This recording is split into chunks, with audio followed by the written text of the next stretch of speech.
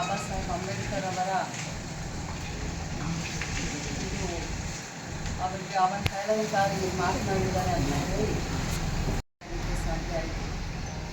ನಮಗೆಲ್ಲ ಸಂವಿಧಾನದಲ್ಲಿ ಸಮಾನವಾದಂಥ ಹಕ್ಕನ್ನು ಕೊಟ್ಟಂಥವರೇ ಬಾಬಾ ಸಾಹೇಬ್ ಅಂಬೇಡ್ಕರ್ ಅವರು.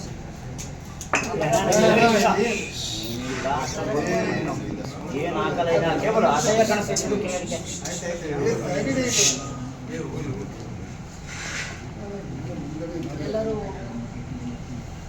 ಧರಣಿ ಮಾಡಿ ಮುಗಿಸಿ ನಾವೆಲ್ಲ ಕೂತ್ಕೊಂಡಿದ್ವಿ.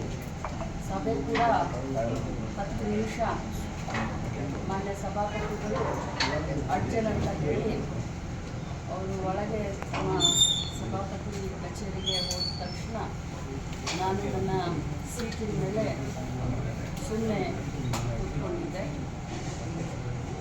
ಆದರೆ ಸಿ.ಟಿ. ರವಿ ಅವರು ನಮ್ಮ ನಾಯಕರಾದಂಥ ರಾಹುಲ್ ಗಾಂಧಿಯವರಿಗೆ ಡ್ರಗ್ ಅಡಿಕ್ಟು ಅಂತ ಹೇಳಿ 3-4 ಬಾರಿ ಅಂದರು. ನಾನು ಮತ್ತೇನು ಸುಮ್ಮನೆ ಕೂತ್ಕೊಂಡೆ ತಾಳ್ಮೆಯಿಂದ. ಮತ್ತೆ ನನ್ನನ್ನು ನೋಡಿಕೊಂಡು ಡ್ರಗ್ ಎಡಿಕ್ಟ್ ರಾಹುಲ್ ಗಾಂಧಿ ಅಂತ.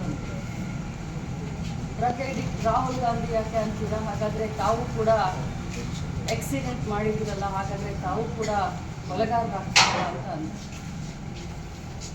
ನಾನು ಹಾಗೆ ಅಂದ ತಕ್ಷಣವೇ ತಿರುಗಿ ತಾವೆಲ್ಲರೂ ಹೇಳಿದ್ದೀರಾ. ನನಗೆ ಆ ಪದವನ್ನು ಬಳಸಲಿಕ್ಕೆ ತುಂಬ ಅಸಹ್ಯ ಆಗುತ್ತೆ. ನಾಗರಿಕ ಸಮಾಜದಲ್ಲಿ, ರಾಜಕಾರಣದಲ್ಲಿ ಭಾಳಷ್ಟು ಧೈರ್ಯ ಮಾಡಿ, ಭಾಳಷ್ಟು ಕಷ್ಟದಿಂದ ಒಬ್ಬ ಸಾಮಾನ್ಯ ಕಾರ್ಯಕರ್ತೆಯಾಗಿ ಇಲ್ಲಿವರೆಗೆ ರಾಜ್ಯದ ಎಲ್ಲ ಮಹಿಳೆಯರನ್ನ ಪ್ರತಿನಿಧಿಸ್ತಾ ಇದ್ದೀನಿ. ಇಂಥ ಸಂದರ್ಭದಲ್ಲಿ ನನಗೆ ಆ ಮಾತನ್ನು ಒಮ್ಮೆಲ್ಲ 10 ಬಾರಿ ಹೇಳಿ ನನ್ನೆಲ್ಲ ತೇಜೋವಧೆ ಮಾಡಿದ್ರು. ಇದಕ್ಕೆಲ್ಲ ಹೇಳೋದಿಲ್ಲ ನಾನು, ಆದರೆ ನಾನು ಕೂಡ ಒಬ್ಬ ತಾಯಿ, ಒಬ್ಬ ಅಕ್ಕ, ಒಬ್ಬ ಅತ್ತೆ. ಇವತ್ತು ನನ್ನನ್ನು ನೋಡಿ ಸಾವಿರಾರು ಮಹಿಳೆ ರಾಜಕಾರಣ ಬರಬೇಕು ಅಂತ ಅಂತಿರ್ತಾರೆ. ಇರುವಂಥ ನಮ್ಮವ್ರಿಗೇ ಯಾರು ಸದನದಲ್ಲಿ ಈ ರೀತಿ ಮಾತಾಡಿದ್ರೆ ಭಾಳ ಹೊರಟಾಗುತ್ತೆ. ಇಷ್ಟೇ ಹೇಳಿದ್ದು ನಾನು. ಆ ಮೂಮೆಂಟಲ್ಲಿ ನೀವು ಎಕ್ಸ್ಪೆಕ್ಟ್ ಮಾಡಿದ್ರೆ ಈ ಥರ ತೇಜೋವಧಿಯ ಮಾತು? ನೋಡಿ, ನಾವು ರಾಜಕಾರಣದಲ್ಲಿ ರೋಷಾವೇಶವಾಗಿ ನಾವು ಭಾಷಣವನ್ನು ಮಾಡಬಹುದು. ಅಂದರೆ ಇಲ್ಲಿಯವರೆಗೆ ನಾನು ಹುಟ್ಟಿದಾಗಿಂದ ಒಂದು ಇರುವೆ ಕೂಡ ಕಾಟ ಕೊಡ್ತಂತವಲ್ಲ. ನಾನು ನನ್ನ ಪಾಡಿಗೆ ರಾಜಕಾರಣ ಮಾಡಿಕೊಂಡು ಕೈಲಾದಷ್ಟು ಜನರ ಸೇವೆಯನ್ನು ಮಾಡ್ಕೊಂಡಿದ್ದಂತೆ.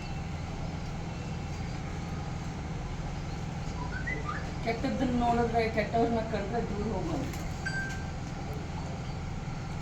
ಸ್ವಾಭಾವಿಕ ರಾಜಕಾರಣದಲ್ಲಿ ಇದೀವಿ ಅಂತಂದ್ರೆ ನಾವು ಸ್ವಲ್ಪ ಧೈರ್ಯದಿಂದ ಇರಬೇಕಾಗುತ್ತೆ. ಆದರೆ ವಿಧಾನ ಪರಿಷತ್ತು ಅಂತಂದ್ರೆ ಹಿರಿಯರ ಚಾವಡಿ, ಬುದ್ಧಿವಂತರ ವೇದಿಕೆ. ಆ ವೇದಿಕೆಯಲ್ಲಿ ಅವ್ರು ಮಾತನಾಡಬೇಕಾದ್ರೆ ಎಲ್ಲರೂ ಧೃತರಾಷ್ಟ್ರ ಕೇಳಿದವ್ರು ಬಂದು ನನಗೆ ಪಕ್ಕಕ್ಕೆ ಬಂದು ಹೇಳ್ತಾರೆ, ಸಾರಿ ಅಂತ ಹೇಳ್ತಾರೆ. ಆದರೆ ಯಾರು ಕೂಡ ಅದನ್ನು ಖಂಡಿಸ್ಲಿಲ್ಲ. ನಮ್ಮ ಪಕ್ಷದವ್ರು ನನ್ನ ಬೆನ್ನಿಗೆ ನಿಂತ್ಕೊಂಡು, ಇವತ್ತು ರಾಹುಲ್ ಗಾಂಧಿ ಇದ್ರೆ ನಮ್ಮ ಕಾಂಗ್ರೆಸ್ ಪಕ್ಷ ಇದ್ರೆ ಲಕ್ಷ್ಮೀ ಹೆಬ್ಬಾಳ್ಕರ್ ಅಂತ ಹೇಳಿ ರಾಹುಲ್ ಗಾಂಧಿ ತೇಜೋವಧೆ ಮಾಡ್ತಾ ಇದ್ದೀರಾ. ಇರ್ರಿಲಿವೆಂಟು. ಅಂಬೇಡ್ಕರ್ ಅವ್ರಿಗೆ ಅವಮಾನ ಮಾಡಿದ್ರಂತ ನಾವೆಲ್ಲ ಹೇಳುವಂಥ ಸಂದರ್ಭ. ನಾನಂತೂ ನೇರವಾಗಿ ತಮ್ಮೆಲ್ಲರಿಗಡೆ ಹೇಳಿದ್ದೀನಿ. ನಿನ್ನೆ ಸಭಾಪತಿಗಳಿಗೂ ನಾನು ಬರ್ತೀನಿ. ಅವರು ರಾಹುಲ್ ಗಾಂಧೀಜಿಯವರಿಗೆ ಡ್ರಗ್ ಎಡಿಕ್ಟು ಅಂದರು.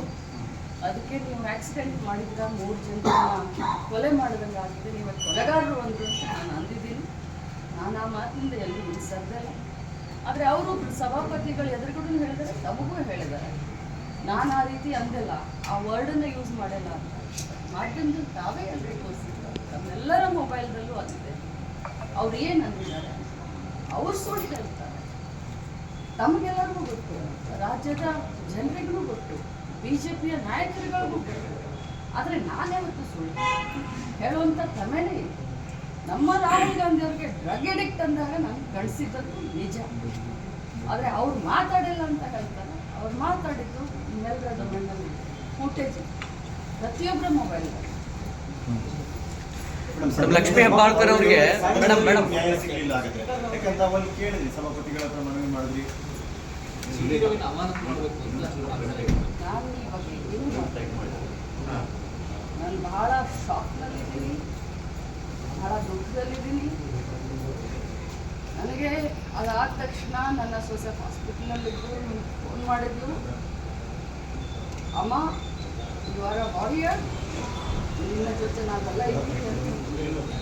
ನನ್ನ ಮಗ ಬೆಂಗಳೂರಿನಲ್ಲಿದ್ದಾನೆ, ನನಗೆ ಫೋನ್ ಮಾಡಿ ಧೈರ್ಯ ತುಂಬಿದ್ದಾನೆ. ಬೆಂಗಳೂರಿದ್ದಾರೆ, ನನ್ನ ಕ್ಷೇತ್ರದ ಜನ ನನ್ನ ಬೆಂಗಳೂರಿದ್ದಾರೆ, ಕಾಂಗ್ರೆಸ್ ಪಕ್ಷದ ಜನ ನನ್ನ ಬೆಂಗಳೂರಿದ್ದಾರೆ. ಈ ಸಂದರ್ಭದಲ್ಲಿ ನಾನು ಇದಕ್ಕಿಂತ ಜಾಸ್ತಿ ಏನು ಮಾತಾಡ್ತೀನಿ.